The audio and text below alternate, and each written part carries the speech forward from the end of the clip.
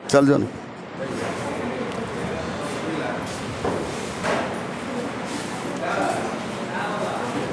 Okay, देखो हम बात करते जा रहे हैं ऋग्वैदिक कालीन राजनीतिक जीवन।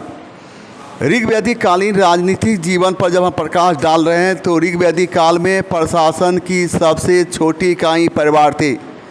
परिवार का प्रधान पिता होता था। पिता को कुलप या कुलपति कहा जाता था। कई परिवार मिलाकर ग्राम का निर्माण होता था। ग्राम के प्रधान को ग्रामणी कहा जाता था। कई ग्राम मिलाकर विष का निर्माण होता था। विष के प्रधान को विषपति कहा जाता था। कई विष मिलाकर जन या कबीला का निर्माण होता था। इसका प्रधान राजा होता था। ऋग्वैदिक काल में राजा भूमि का स्वामी नहीं होता था, वह युद्ध का स्वामी होता था। राजा को प्रशासनिक कार्यों में सहयोग देने के लिए जो अधिकारी होते थे उन्हें रत्नी कहा जाता था और रत्नियों की कुल संख्या 12 थी। सेनानी का काम था राजा के नहीं रहने पर सेना का नेतृत्व करना होता था। ये पूरब यह दुर्गपति होता था। किला का प्रधान होता था। दूत इसका काम था राजा के आदेश को जनता तक पहुंचाना था। भागन दूध इसका काम था राजा के अधिकारियों के बीच उपहारों का बंटवारा करना था। सूत यह रथकार होता था, राजा के लिए रथ तैयार करता था।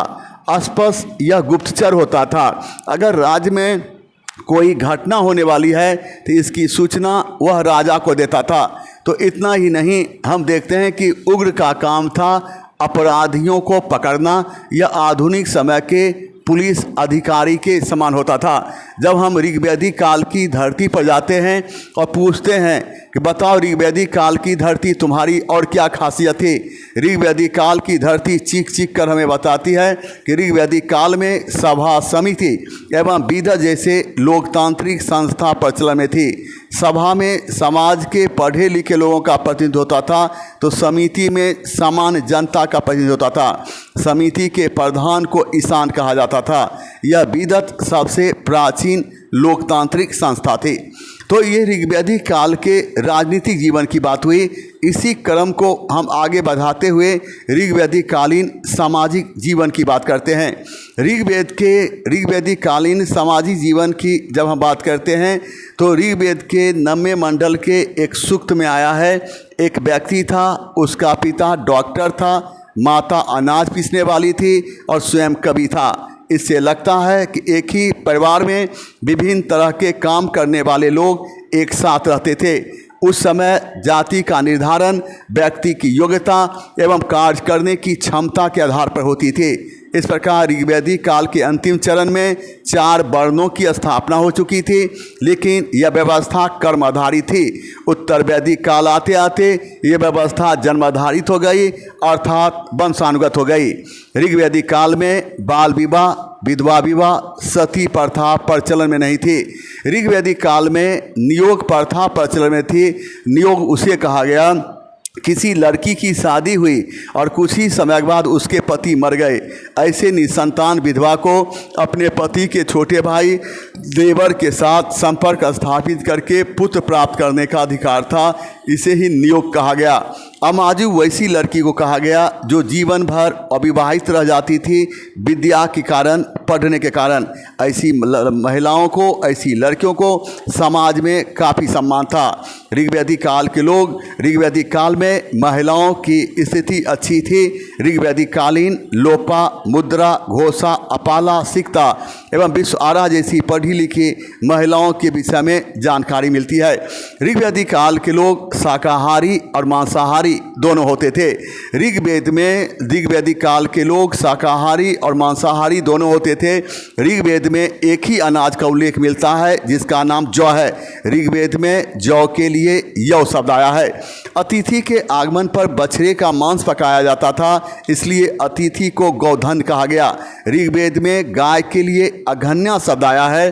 अघन्या का अर्थ होता है नहीं मारने योग्य, फिर भी वैसे गाय की हत्या का प्रमाण मिलता है जो किसी काम के नहीं रहते थे।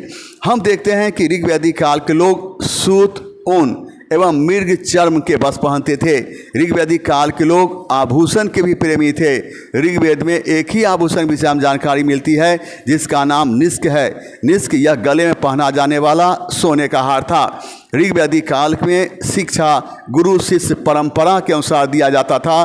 शिक्षा का मुख्य उद्देश्य यह था एक ऐसे शिष्य तैयार करना, एक ऐसे शिष्य को तैयार करना जिसके सहारे समाज अपने जीवन का सफ़र को जारी कर सके।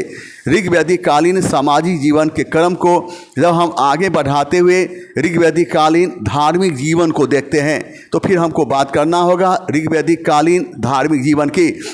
ऋग्वेदिक काल के धार्मिक जीवन का अवलोकन करते हैं तो ऐसा लगता है कि ऋग्वेदिक काल के लोग प्रकृति की पूजा विभिन्न रूपों में करते थे। ऋग्वेदिक काल के लोग मूर्ति की पूजा नहीं करते थे और ना ही ऋग्वेदिक कालीन मंदिर के कोई प्रमाण मिले हैं। ऋग्वेदिक काल के सबसे प्राचीन देवता धौ थे और ये धौ आकाश के देवता थे।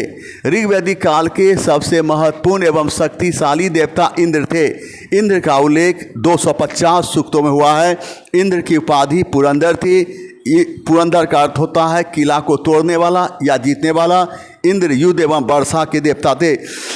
जब कोई योद्धा युद्ध भूमि में जाता था तो इंद्र की पूजा करता था। जब बारिश नहीं होती थी तो इंद्र की पूजा की जाती थी।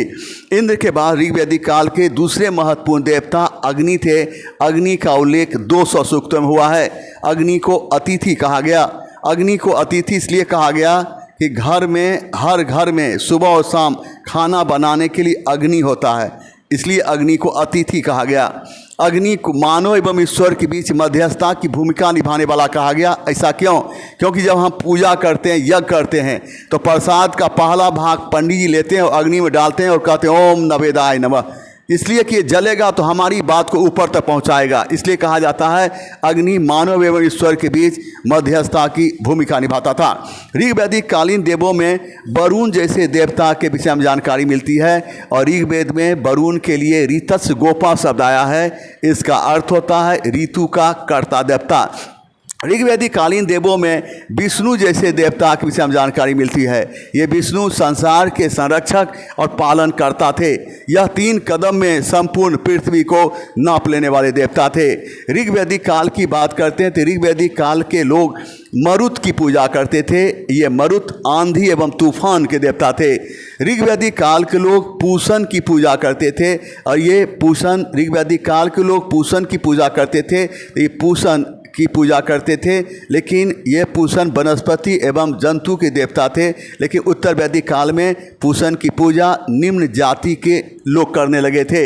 इतना ही नहीं, प्रकृति को देवी मानकर उसे नाम दिया गया था अदिति, क्योंकि प्रकृति स्त्रीलिंग है तो प्रकृति को स्त्रीलिंग है इसलिए उसे अदिति नाम दिया गया। और यह भारत की सार्वभौम देवी थी, अर्थात भारत के सभी घरों में पाई जाने वाली देवी थी। इतना ही नहीं, उषा प्रगति एवं उत्थान की देवी थी। इनकी पूजा करने से घर में बरकत होता था। जब ऋग्वेदिक काल की देव को देखते हैं तो अश्विनी जैसे देवता के विषय में जानकारी मिलती है। ये अश्विनी विपत्तियों के हरने वाले देवता थे। ऋग्वेद में ही अस्तोमा सद्गमय या तमसोमा ज्योतिर्गमय का उल्लेख मिलता है। अस्तोमा सद्गमय का अर्थ होता है हे माँ हमें ऐसी सद्बुद्धि दे, कभी मेरे हाथ से गलत काम ना हो, गलत काम ना हो। तमसोमा ज्योतिर्गमय का अर्थ होता है हे माँ मेरे अंदर ऐसा प्रकाश दे, कभी मेरे जीवन में अंधेरा ना आए, अंधेरा ना आए, अंधेरा ना आए।